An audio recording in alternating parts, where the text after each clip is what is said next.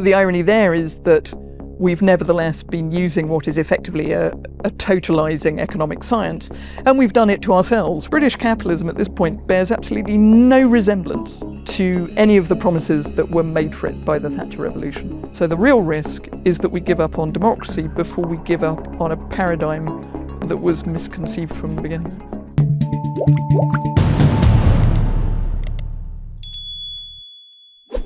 Hello Abby, welcome to How the Light Gets In. Thank you very much, I'm very happy to be here. So your work covers this curious connection between the Soviet Union and the modern British government, which is quite counterintuitive. So could you give a little brief summary of how you've come to this conclusion? I can. So the title Late Soviet Britain is very bizarre. And it's not what I thought I was going to be arguing when I started the book. So when I started the book, after Brexit, I thought I was going to be writing about state failure, because it's the intuition I had was that Brexit was the wrong diagnosis of a real crisis, and the real crisis was a crisis of the British state.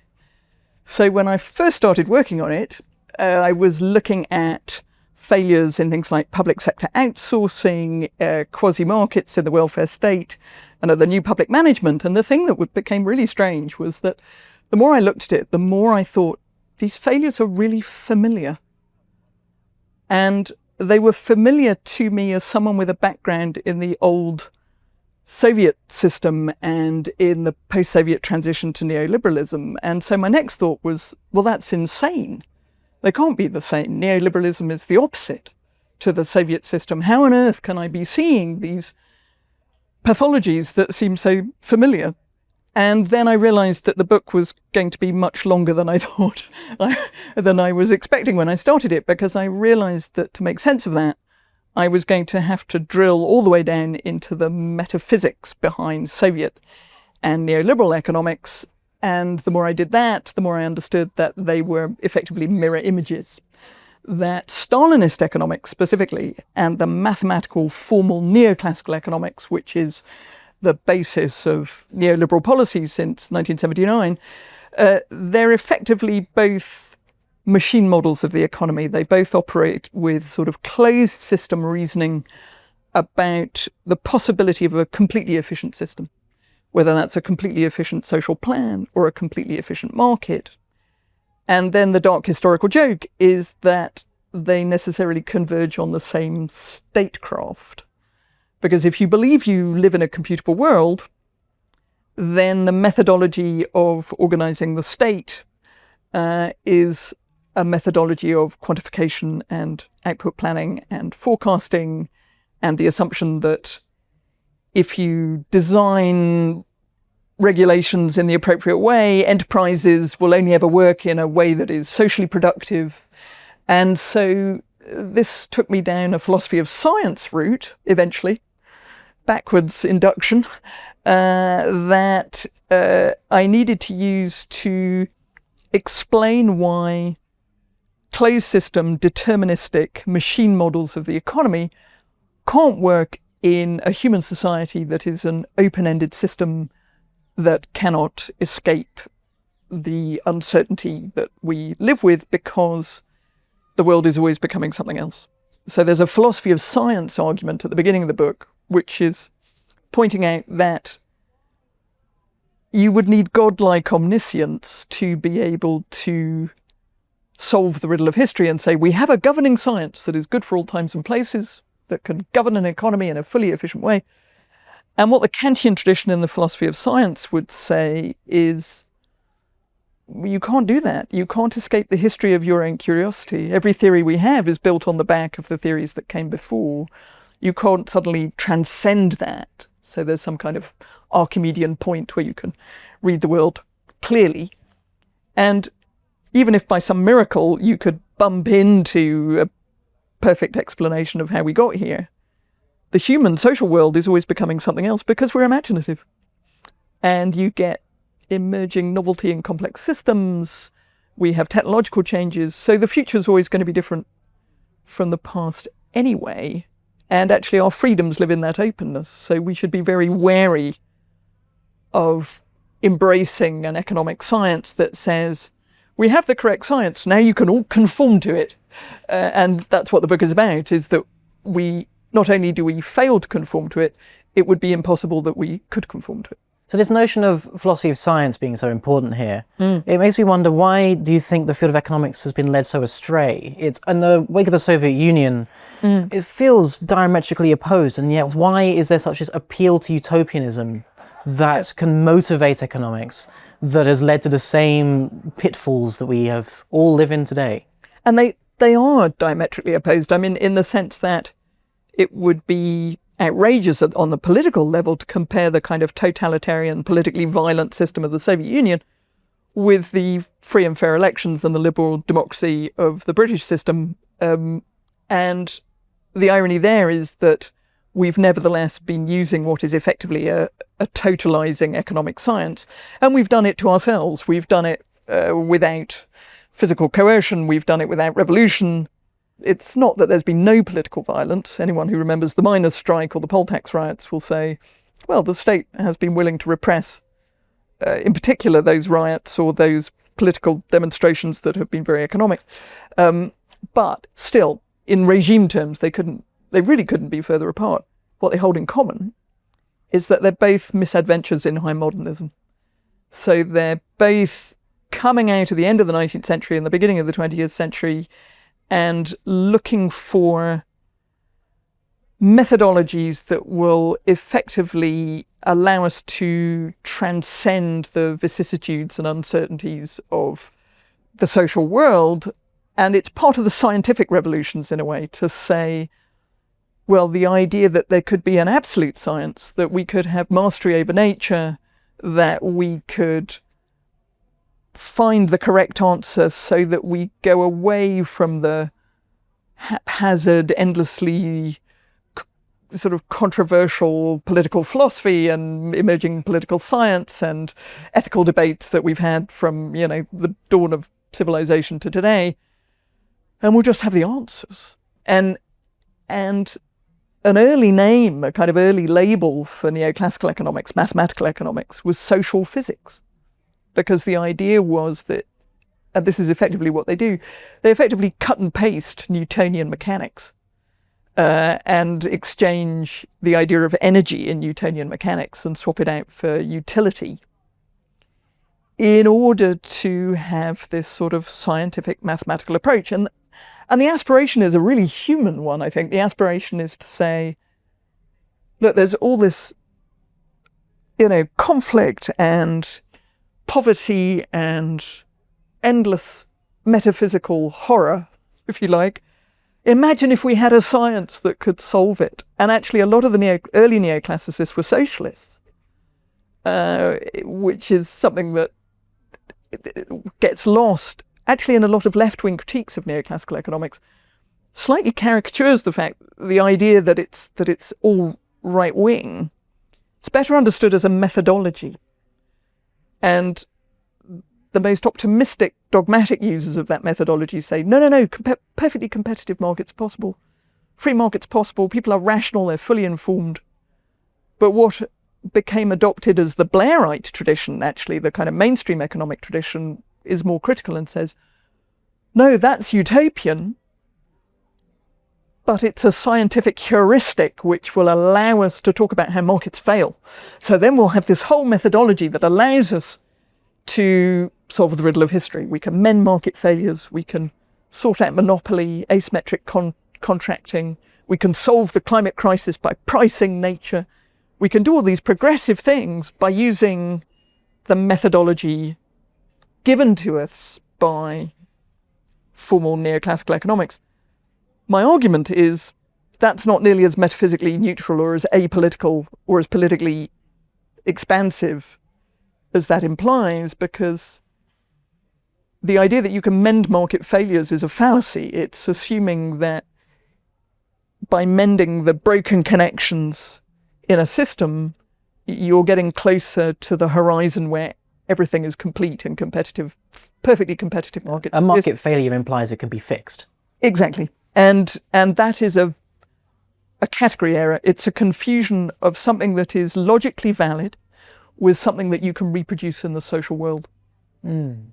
And we've spent the last 45 years trying the first best version, finding that none of it works in the terms by which it was justified: privatization, deregulation. All of these things had effects, but they weren't the effects we were told they were going to be.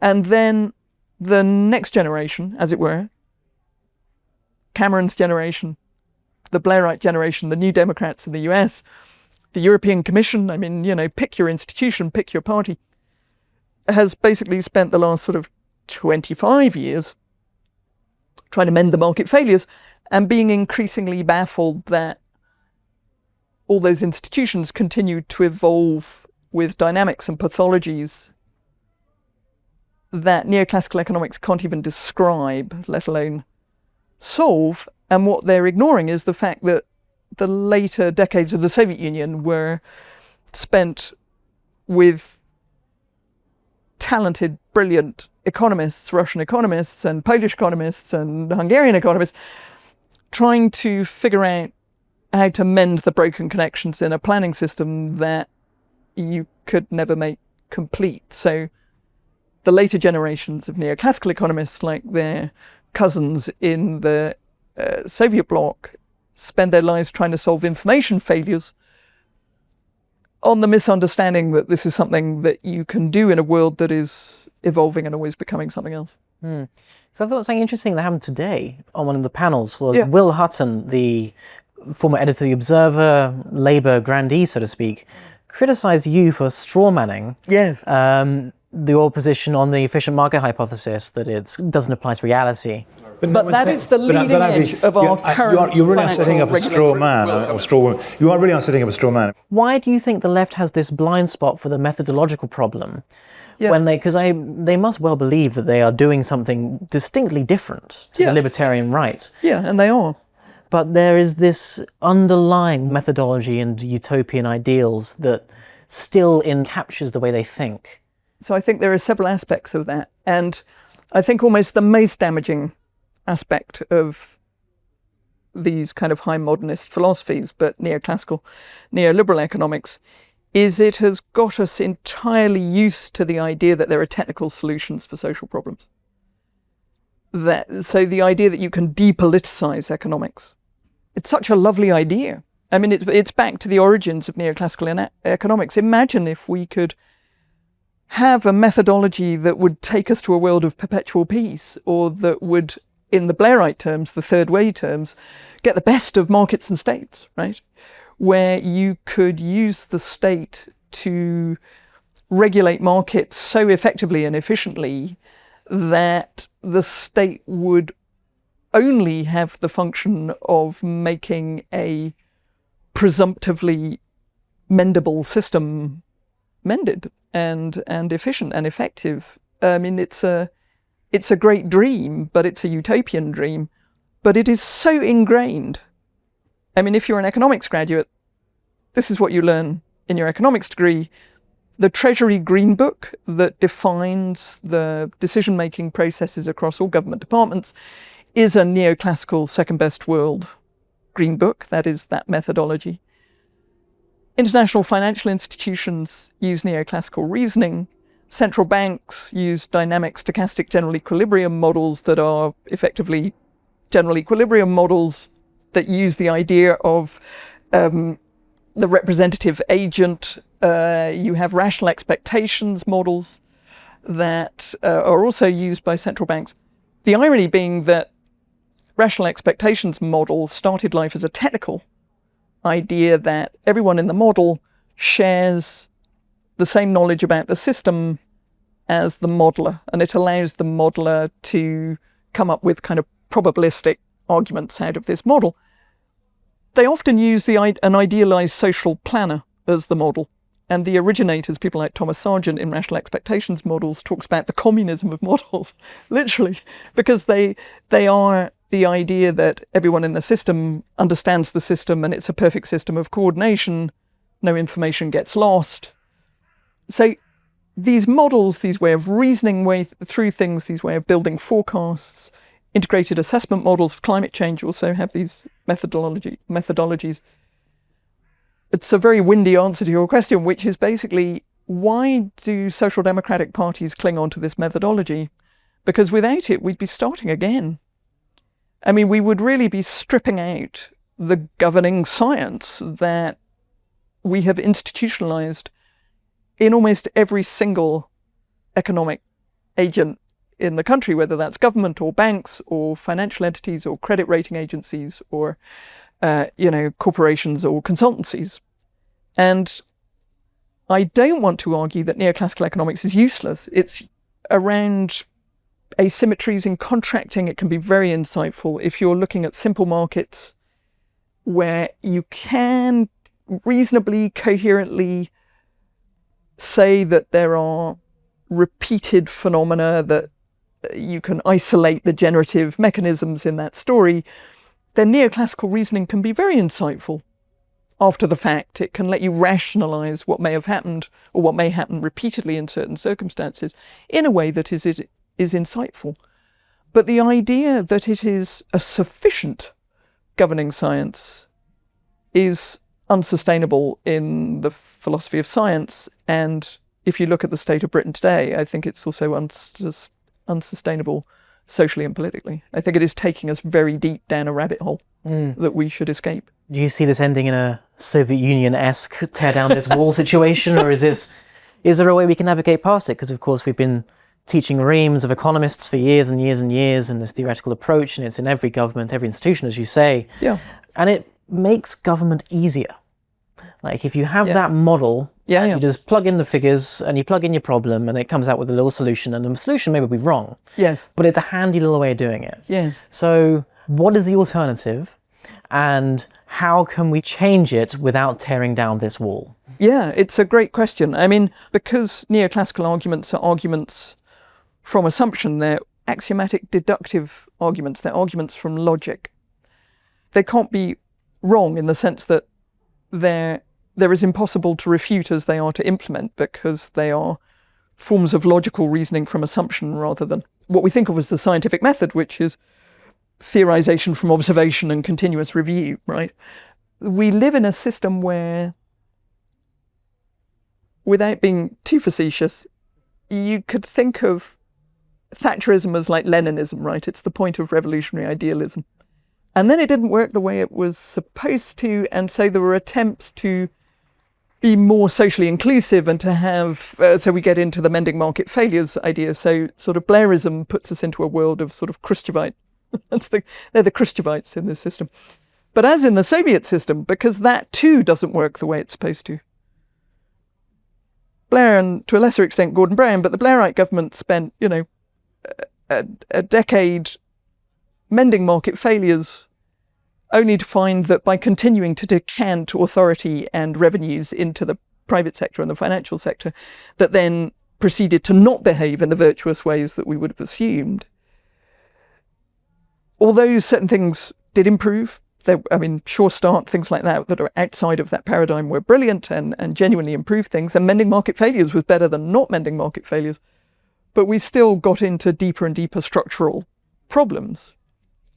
What the conservative governments of the last 14 years have been like is neoliberalism, the Brezhnev years, right? Where you basically give up the attempt at really reforming it, and you end up with a kind of neo-traditionalist attempt to just sing the old songs and hope they're going to work. I have a deep hope that Labour, sooner rather than later, will recognise that they are pulling levers and mending market failures and getting none of the responses that they think are going to happen. So my fear is that at the beginning Labour might have, because I think it still is in this technocratic mindset, my fear is a kind of good chaps version of government that says, but we understand the market failures, and so we're going to apply that methodology and then things will improve. But like the late Soviet system, British capitalism at this point bears absolutely no resemblance to any of the promises that were made for it by the Thatcher Revolution. And if between excessive financial extraction out of the economy and the excessive power of the financial industry, which, by the way, closed system reasoning can't even integrate into most of the models. The models we use to calculate tax breaks under Osborne are exchange models. Actually, originating with a Soviet economist called Vasily Leontiev, but those were the computational general equilibrium models that the Treasury used. Anyway, you can't even bring the financial markets into those models because it's just too complicated, so they're not even in the picture. So we're in a world where the cost of living crisis, the fact that we have 4 million children in abject poverty, the fact that we have financialization, the fact that we have corporate state capture, none of these things you can diagnose with neoclassical economics, but they are what is driving both poverty and alienation from democracy. They are what is encouraging the rise of anti-system parties. So it's an extraordinary situation because all this has happened in an open society with open debate. And I think we don't understand the extent to which we are operating in an analytical monoculture in economic terms. And there's a lot of brilliant experimentation and very different ways of doing things happening really as a coping mechanism in a lot of cities and communities which don't follow any of this rubric. And they are rediscovering a way of doing economics which is much more empiricist. It's much more about social purpose. It's much more inventive. It understands that the economy is much more like an ecosystem than a watch. And so the question for me then becomes, how do you mainstream those attitudes and encourage those with authority to say, oh, we can't make the machine work the way theory is telling it's going to work, and that it will look outward and it will look for those new ideas, because at the moment it does that, it will find that the country, and this would be true in Europe, it would be true in the US, it would find that those ideas are there. It's a matter of bringing them into the conversation. And I think those people are there in the Labour government. I would put Ed Miliband in that category in terms of being more kind of analytically open-minded. But the risk is that there is this available toolkit, and it is very seductive because it tells you that there are answers to questions that are really complex. So the very worst thing we could do would be to say the old science is dead, long live the new science. Because what the philosophy of science would tell you is there ain't no such thing for the social world. So what you need is to go, which is actually a relatively easy thing to do. You need to embrace analytical pluralism. You need different perspectives in the room. And I think as soon as you started to make policy on the basis of a bigger plurality of perspectives, ideas, solutions, things would start to improve pretty much instantly. Because I think we've scraped the barrel to the miserable stones underneath of this paradigm. And if we shift away from it in incremental, experimental, creative ways, everything will improve. And I say that because it's hard to imagine how they would get worse. And the way they would get worse is if people decided that what doesn't work is not the economy, it's democracy. So the real risk is that we give up on democracy before we give up on a paradigm that was misconceived from the beginning. Keir Starmer, is he a Brezhnev or a Khrushchev? He's not an economist. Rachel Reeves, then. And what worries me is that it's going to take some courage at the top to admit that we are at the end of a particular road in terms of the way we think about the economy. And Rachel Reeves, who is a profoundly smart woman, was brought up through the Bank of England. And the Bank of England is an essentially neoclassical economic institution. And so it would take, and I think she's more than capable of it, but the question is, at what point will she say, my training and the Treasury in front of me and all the advice I'm getting from the mainstream economists that I'm using is not fit for purpose? And that's a political decision. Well, let's hope she's a Gorbachev instead. The trouble is, look what happened to Gorbachev, right? Of course. Well, thank you, Abby, and thank you for coming to How the Light Gets In.